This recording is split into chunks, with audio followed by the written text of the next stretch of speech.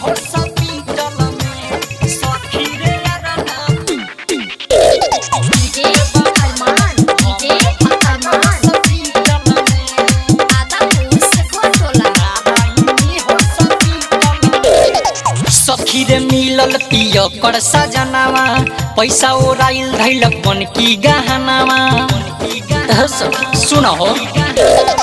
सखी रे मिलल पिय कर सजनावा पैसा ओराइल धैलक बन की गहनावा अरे नशा में हाथ तरले उगाड़ी सखी रे फुलाए सलेटर में सखी रे अरन पी के बभरना नारायणी हो हॉस्पिटल में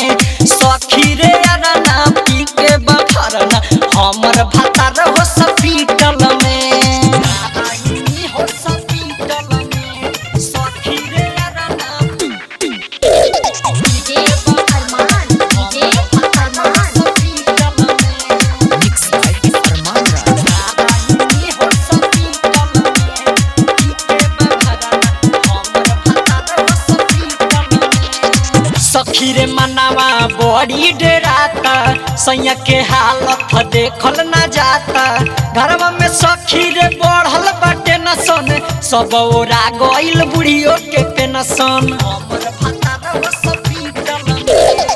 सखी रे मनावा बड़ी डराता सैया के हालत देखल ना जाता घरवा में सखी रे बढ़ल बाटे नसन सब ओरा गइल बुढ़ियो के पेनसन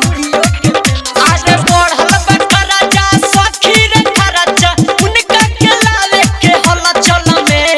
सखी रे अरना पी के बभरना नारायणी हो हॉस्पिटल में सखी रे अरना पी के बभरना हमर भतार हो हॉस्पिटल में नारायणी हो हॉस्पिटल में सखी रे अरना डीजे अरमान हॉस्पिटल में नारायणी हो हॉस्पिटल में super recording studio Adapur writer Mamta जे दुखे बा बेसी पियला सखी संगे संगे देसी जानत सब डीजे आरमन बा इनके चलते सबे पारसन बा नारायणी हो हॉस्पिटल राइटर ममता जे दुखे बा बेसी पियला सखी संगे संगे देसी जानत सब डीजे आरमन बा इनके चलते सबे पारसन बा विकास कर जन डरत मन रहत फिकिर हर पल में सखी रे अरना पी के बभरना हमर भतार हो हॉस्पिटल में सखी रे अरना पी के बभरना नारायणी हो हॉस्पिटल में सुपर रिकॉर्डिंग स्टूडियो आदापुर।